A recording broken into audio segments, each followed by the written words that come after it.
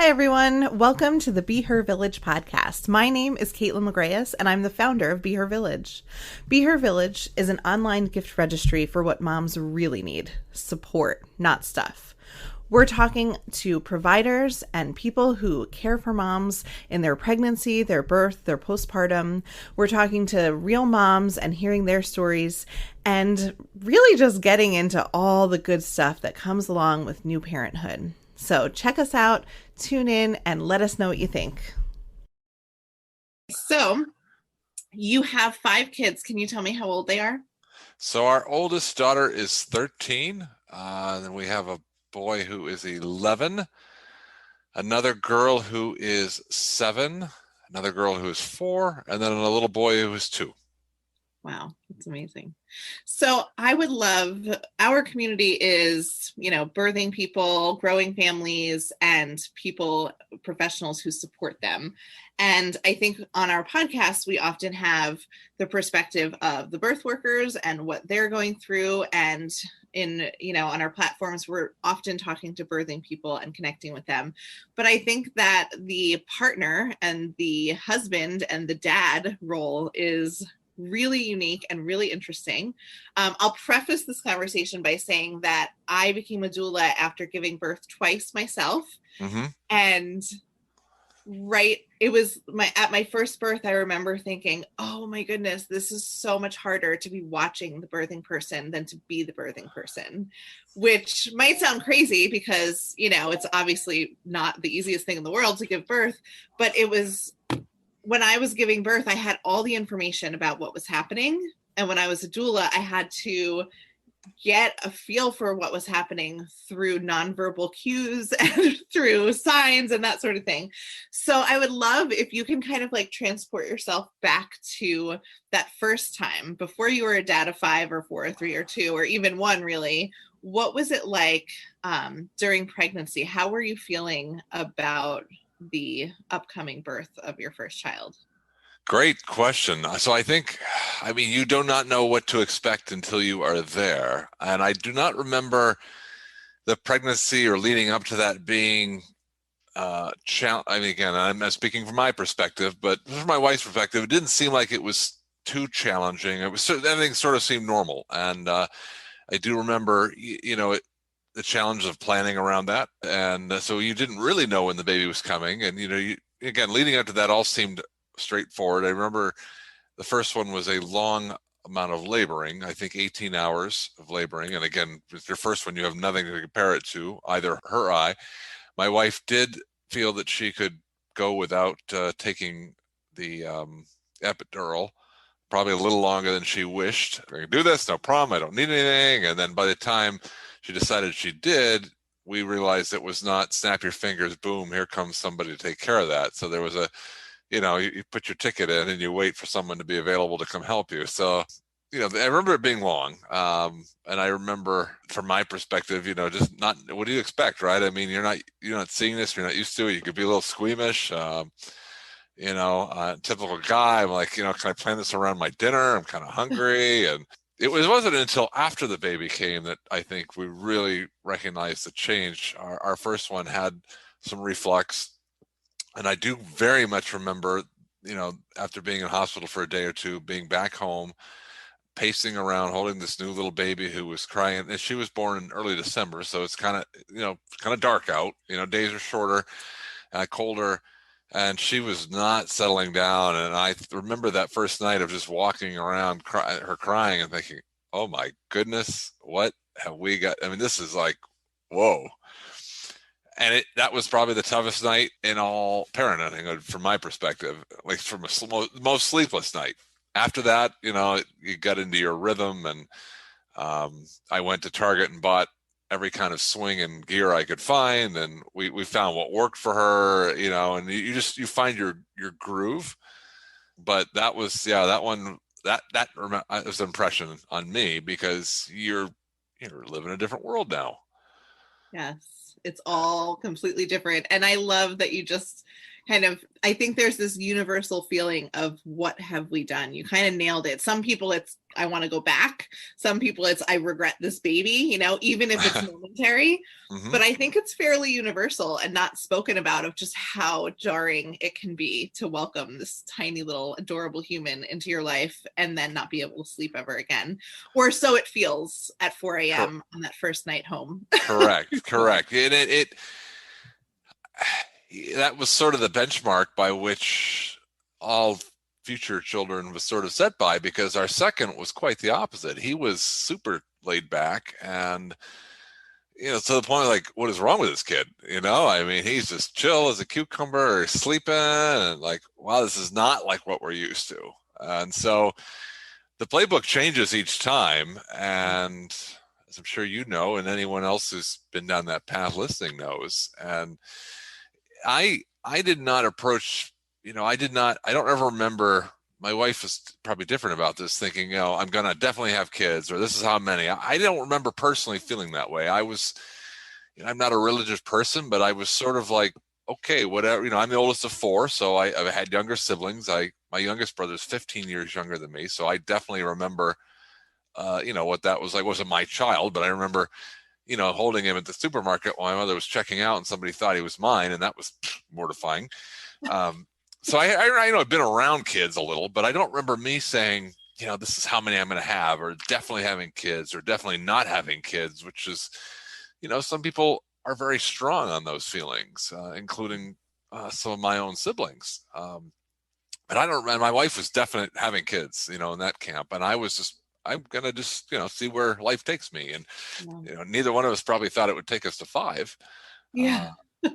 But did you feel like when you were having any of the 5 babies that you were preparing? Were you like taking a childbirth class? Was your wife mainly taking care of that? Like, what was your role during the pregnancy?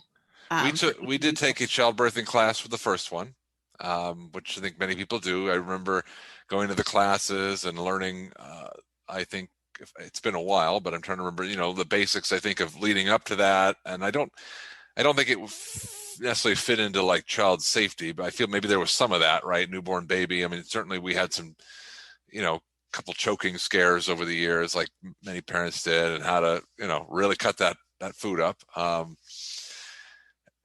think one of the things that I have trying to remember about is, was there a time of feeling, maybe a little jealous of the attention, right? I mean, mom just had a baby.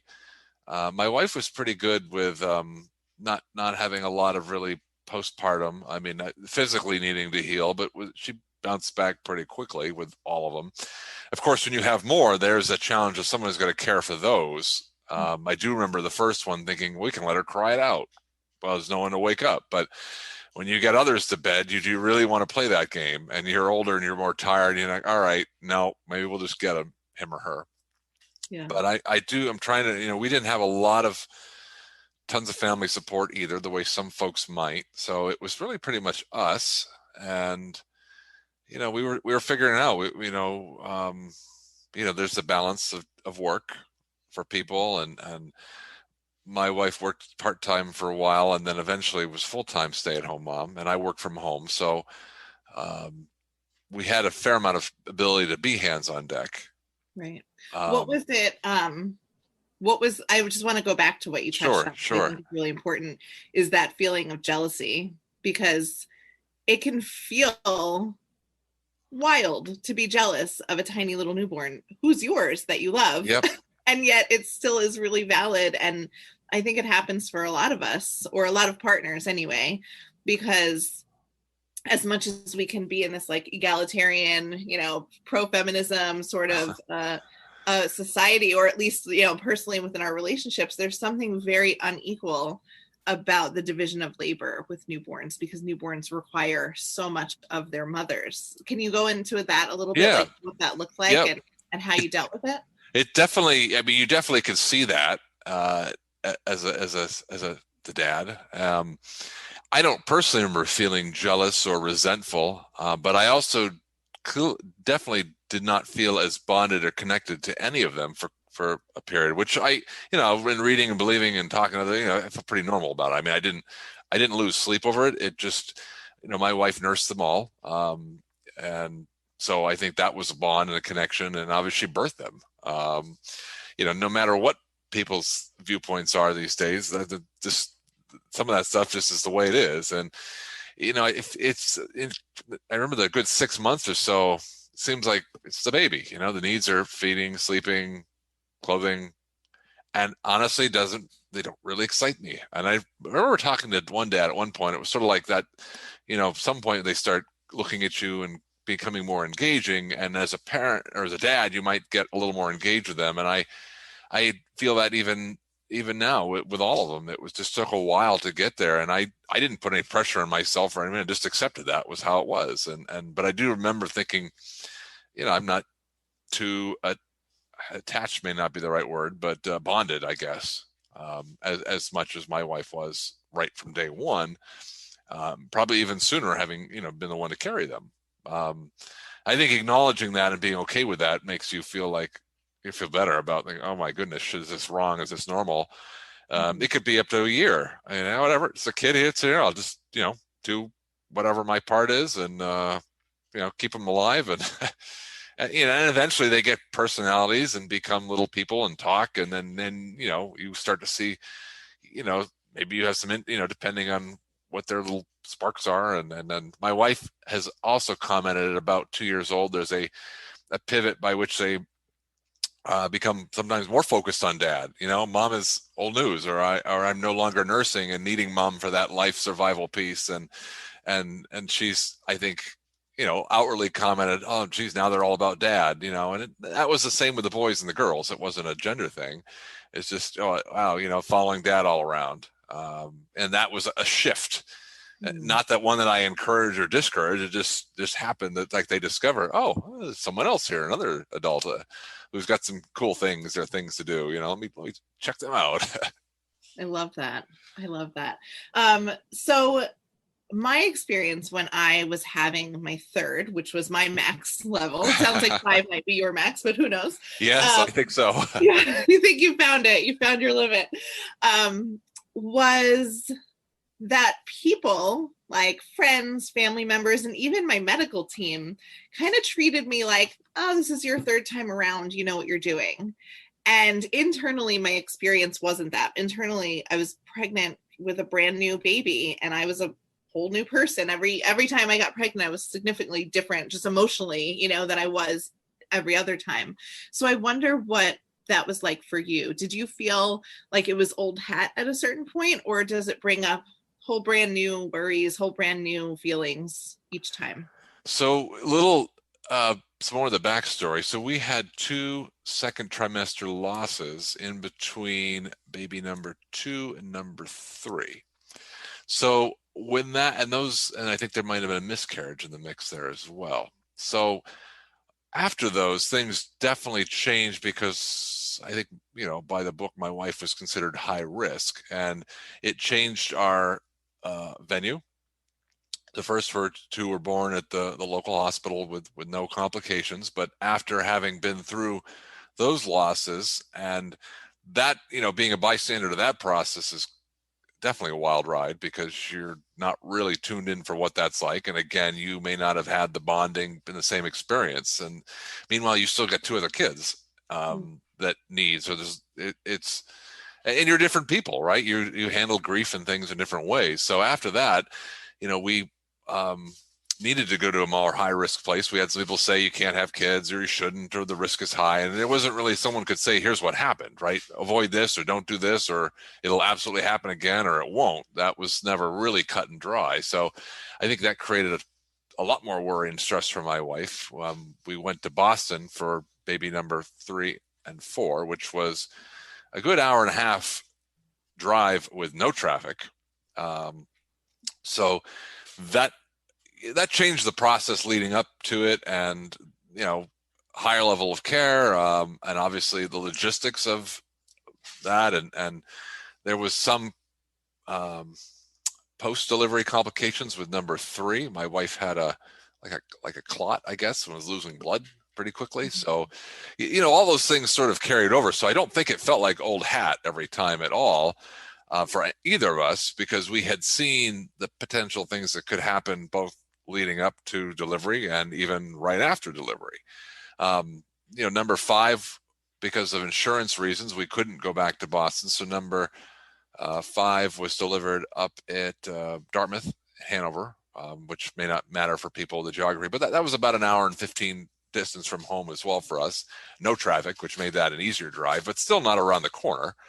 And number 5 came out perfectly fine, all piece of cake, no problem. And so it just really was, but you still don't know that until it's happened. And so no, it definitely wasn't old hat. And I don't think, because we changed up, medical team a bit, I don't think anyone treated it that way. Which is probably the right thing. And it's just, we probably learned more through each time, especially where things didn't go right. We tried to understand that better. And I think the medical professionals were more in tune to, okay, here's, you had more notes, your file got bigger. And so your physiology was what it was. That was the known entity. So I think we became more educated, and I think we, certainly as parents, a little more what to expect. They're all different, yes, but there are some things you've seen, that piece, once they're home and you're, okay, you know what jaundice looks like. You kind of know how to react to certain cries. And that part definitely, I don't want to maybe say completely old hat, but, once they're here and they're out and everyone's healthy, yes, I think you definitely have more confidence there. Right. It sounds like the parenting side of things feels easier, but yes, birth and pregnancy, not so much. Yes, that still was a wild card. Yeah. And I think it would always be, because, it's no one's doing a ton of them. So, there's variables, right? You're older, things are different, and just, there's just some things they don't know about. And that's just, how it is. Yeah. And there's complications that can happen, or variables that happen that have nothing to do with age or number of pregnancies. And it's sometimes you just have bad luck, or, Yes. It's not necessarily a thing you can plan or like Yep. train for. Yeah. Yeah. My wife was very nervous about changing doctors. But, now in the end, said the number 5, that experience was probably, if not the best, one of the best. And so, she, personality maybe a little more anxious, and again, maybe that's because she's the one carrying, or just who she is. I've tried not to sweat the things I can't control, and I've tried to just, not waste a good worry, as they say. There's things, as you said, you can't control, that you can't do anything about, and having been through some outcomes that we had that we couldn't control, that set that in place. And I guess, we were lucky to be people who did not have challenges conceiving, but I can only imagine people that have challenges there and have, make investments of time, money, stress, emotion, and then to have things go perhaps sideways, that must only amplify it. So, we're lucky that part didn't seem to be a challenge so much to the other extreme. Perhaps that's how 5 came to be, but so I want to just kind of shift gears away from the birth experiences, and I really appreciate you speaking about that so candidly.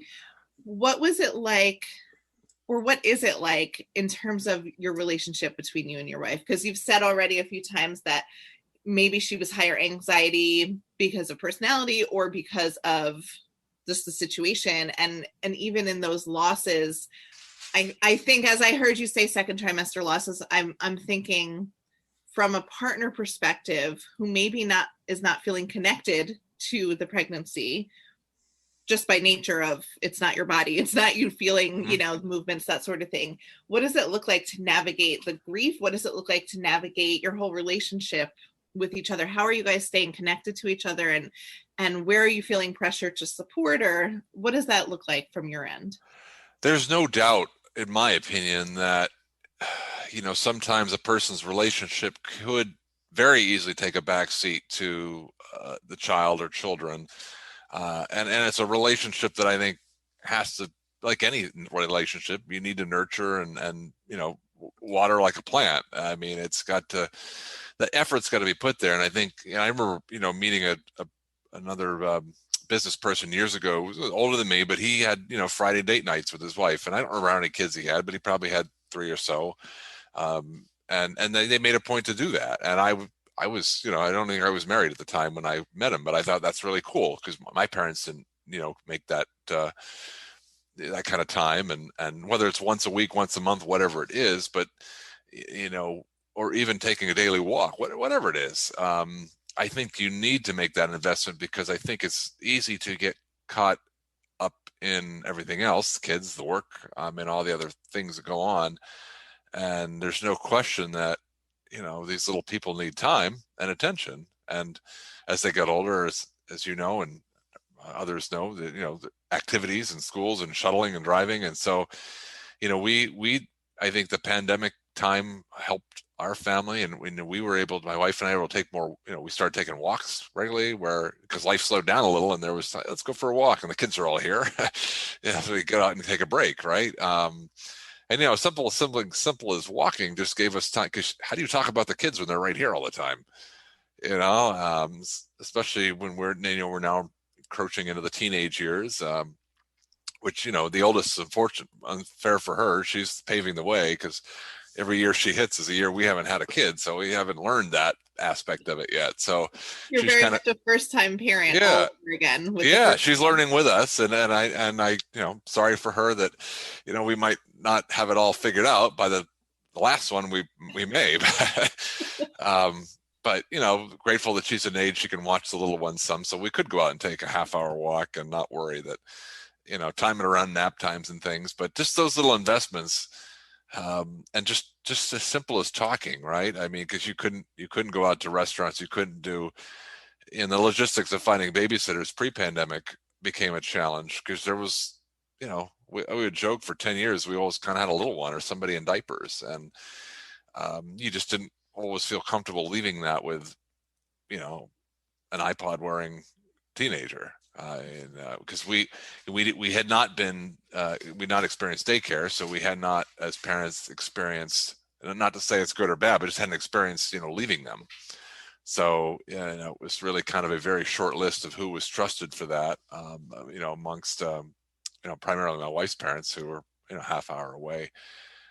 But, you don't always lean on them for everything, and, one small group of folks. So those walks, I think, are, and you're the proverbial two ships in the wind. And even though we were here all the time, just because you physically see someone, I think you have to talk, whatever that may be, whether it's over a meal or something. But just sitting on the couch with your phones may not be quite the same as actual, talking, what's on that person's mind, the other person's mind, your worries, your thoughts, your feelings, and it's, how's the day going? And, just those check-ins moments, I think, are very important, that people may not always think of them are. And I wouldn't say that, we've got it all figured out by any means, any more than anyone else, but I think you've got to make those investments, in that Really time. beautiful. That's very beautiful, because I think that, like, it can feel like it has to be something fancy, a big planned date night, or, and it's like, I don't know, sometimes it's just eye contact. Sometimes I'll Yeah. look at my husband and be like, oh, I haven't looked at you, because you're so busy looking after your little ones and looking at your phone and looking at work. And then it's like, oh, hi, there you are. That Yeah, feels those little things I think have, just, however one's division of labor is, or just doing that extra, piece, being aware, which is not always, sec, always makes sense for all of it, or it is easy for us to be, I think humans, we tend to get sometimes in our own individual space, especially if it's a external thing like work or something else driving for us. We don't always see the other person, perhaps, and what they might be feeling, or see that they're having a stressful day. And I know I could do better about some of those little things. I'm not a person who always verbalizes. My love language might be more gifts or more actions than it would be saying it, but whatever that is for somebody, but acknowledging those things, I think you got to do it. And because I can see how it can feel a little awkward if you haven't for a while, or if you not necessarily have given up, but you slip into a space where it's just, again, roommate model. Mm. um, Here we are co-parenting, and so it, I don't think we want to go down the whole path of relationship counseling and advice, but it's obviously, with little ones running around, they, it's takes some time, and you've got to. I don't think they need all the time either, and I could see how that can happen. One parent or both parents, 100% about the kids, right? Whatever they need, whatever they want. I don't personally feel they need 100% of it. We are individuals. We are a relationship, and in many cases, the couple came first. Mhm. And we'll still be there after the kids have long since moved out. So what do you want that to look like? Yeah. Probably. I love that you said like becoming roommates, because I think there's this fine line between your love maturing. So I'm married 10 years this Mm-hmm. Friday, which Oh, it's like, congrats. thank you. Blink of an eye. I just kind of can't believe it. We're the couple that realizes like the day after, oh, it was our anniversary yesterday. So this one, there's like some lead up to it, like, oh wow, this is huge. I can't believe it's been Yeah. 10 years. Yeah. 10 is a big one. It is. It feels big. I'm proud of myself. And I just there it's totally different from when we got married, because the love is different. It's deeper, so much deeper, but it's less butterflies, Right. it's Right. like, so, but I can see it, this kind of love, this like more mature love, is I could see it slipping into roommate. I could see if there isn't that effort, if there isn't that hand touch, if there isn't that little peck on the cheek or that little thoughtful thing or that walk alone without the kids, how it slips into like we're just co-parenting and we're coexisting and we're Mm-hmm. dividing up who does the laundry and who does this and who's making the phone call, and it can really slip into somewhere more friendly than romantic. Yep. And I've seen like a few different people I know get divorced, and it's not contentious necessarily. There's just this like there's this flatness to it.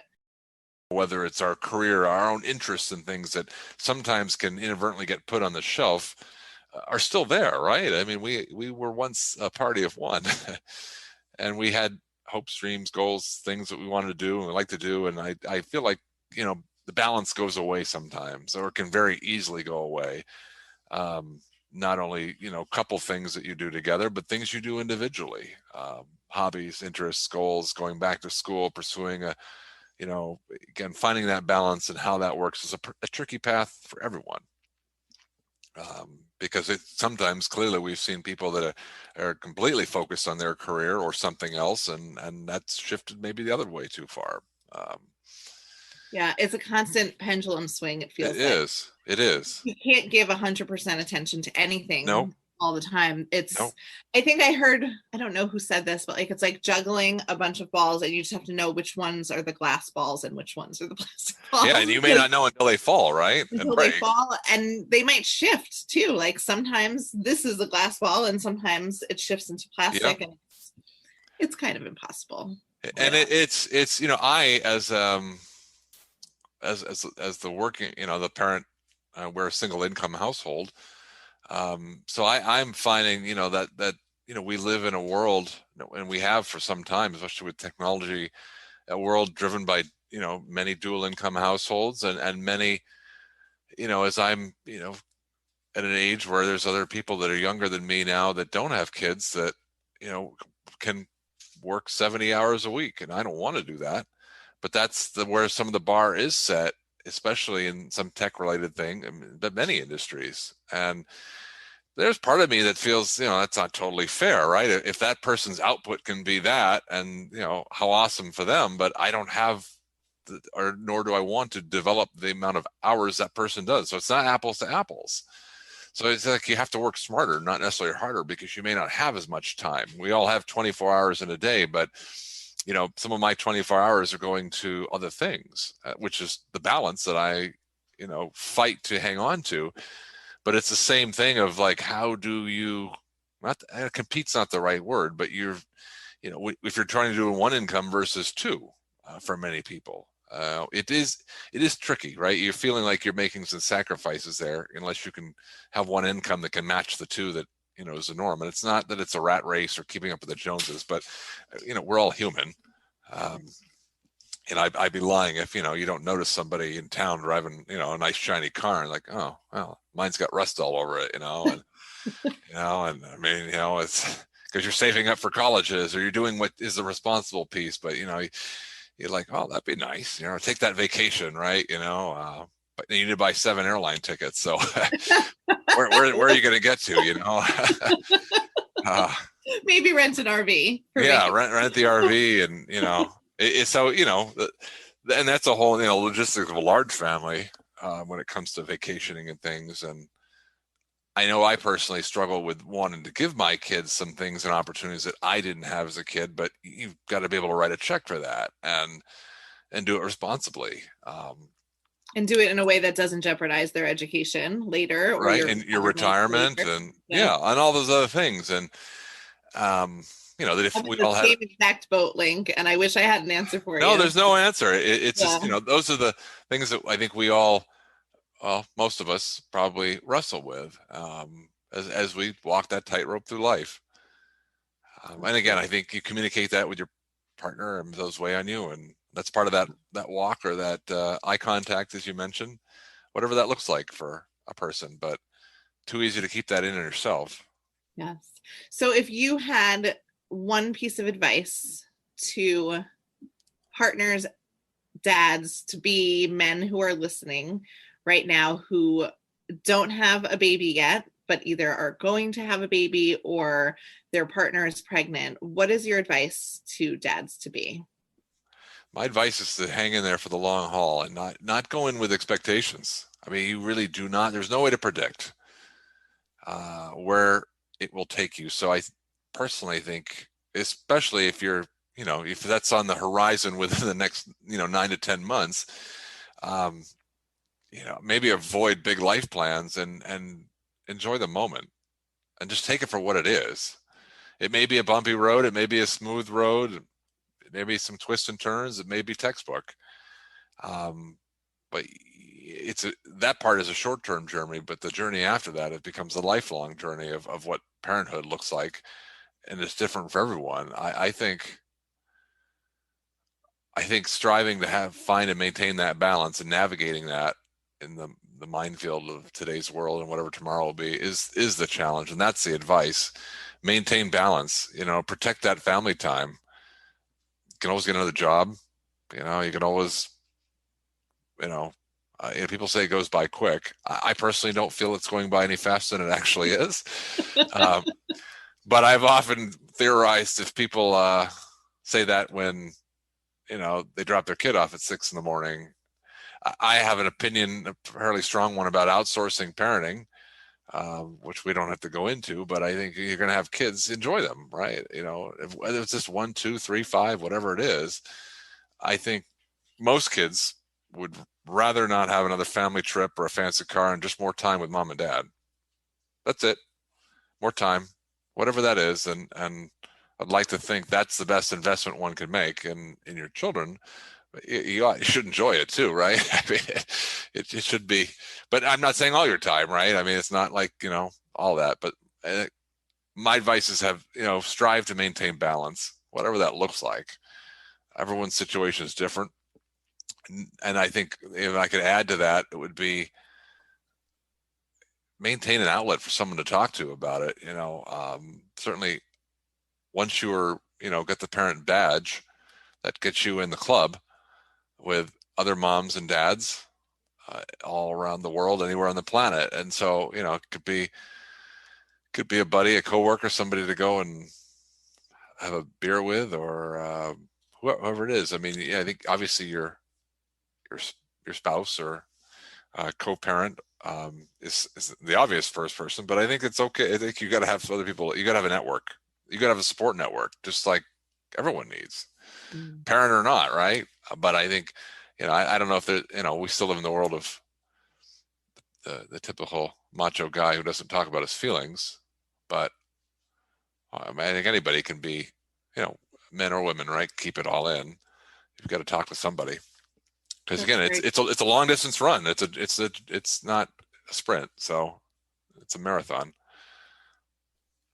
I love that, Link. Thank you so much for having this conversation with me. You're I think welcome. it's very valuable. I love how vulnerable you were and everything you shared. I think it's really, I'm very glad we did this. I think Great, I think it's great. something that men specifically need to hear.